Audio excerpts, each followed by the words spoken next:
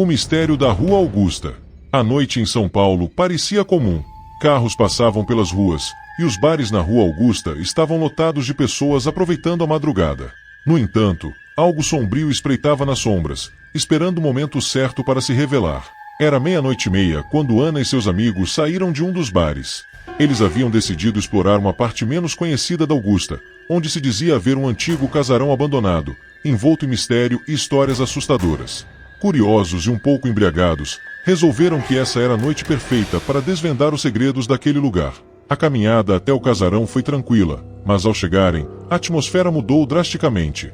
O ar parecia mais frio e denso, e uma névoa súbita cobriu a área, tornando difícil ver além de alguns metros. O casarão estava em ruínas, com janelas quebradas e portas penduradas nas dobradiças enferrujadas.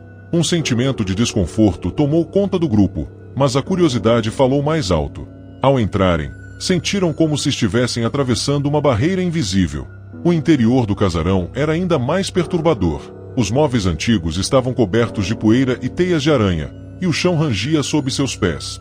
A escuridão era quase total, exceto pela luz fraca dos celulares. Ana liderava o grupo, explorando cada cômodo com cautela. Eles chegaram a uma grande sala de estar, onde encontraram uma lareira apagada e um grande espelho rachado. Quando passaram pela sala, um sussurro baixo e indistinto ecoou pelo ambiente, causando arrepios em todos. "Vocês ouviram isso?" perguntou Marcos, com a voz trêmula. Antes que alguém pudesse responder, um som alto e estridente de vidro quebrando veio do andar de cima. Sem pensar, todos correram em direção à escada. Subiram apressadamente, as tábuas rangendo de forma ameaçadora a cada passo. No topo, encontraram um longo corredor com várias portas fechadas. Ana escolheu a porta direita e, ao abri-la, encontrou um quarto pequeno, com uma cama de madeira e um armário antigo. O ar ali estava ainda mais frio, e a sensação de ser observada era quase insuportável. De repente, a porta do armário abriu-se com um estrondo, revelando apenas escuridão dentro. Marcos entrou no quarto e aproximou-se do armário, iluminando seu interior com o celular. Não havia nada, apenas sombras. De repente, uma mão gelada agarrou seu braço, puxando-o para dentro. Ele gritou, mas a porta do armário se fechou com força, trancando-o lá dentro. O pânico tomou conta dos amigos. Ana tentou abrir a porta do armário desesperadamente, mas estava trancada. Do lado de dentro, Marcos gritava por ajuda, mas seus gritos foram ficando cada vez mais distantes, até cessarem por completo. Um vento gelado percorreu o corredor, apagando as luzes dos celulares e deixando-os na mais completa escuridão. A porta do quarto se fechou com força, trancando-os lá dentro.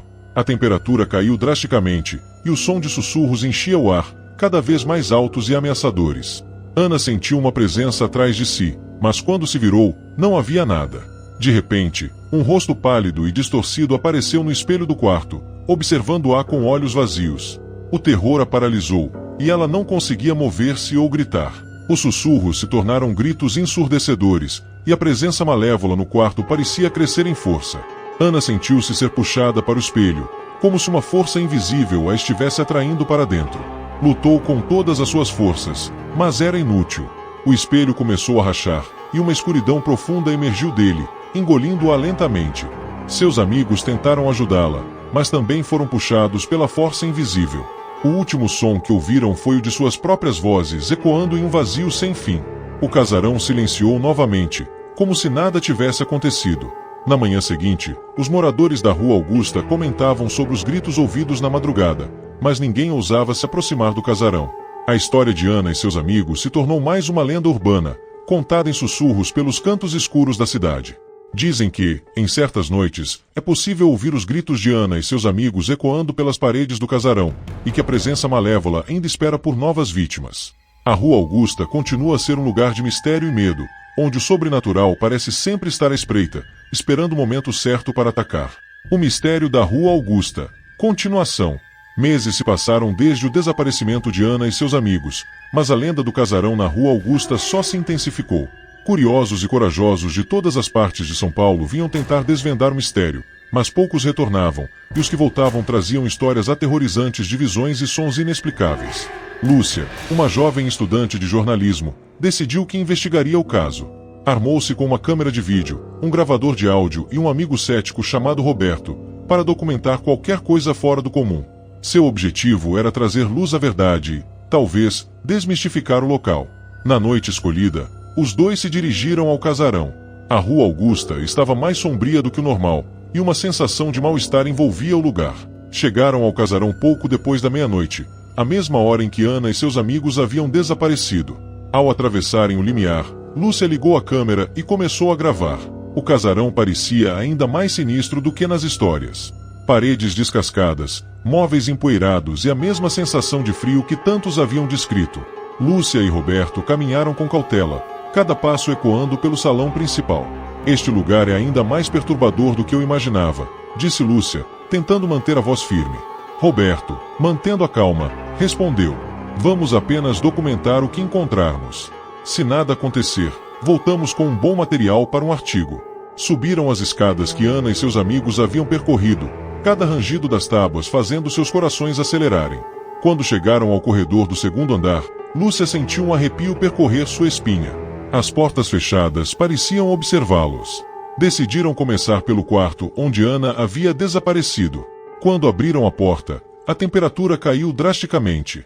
O quarto estava como descrito: uma cama antiga, um armário e o espelho rachado. Lúcia apontou a câmera para o espelho, capturando a sinistra imagem refletida.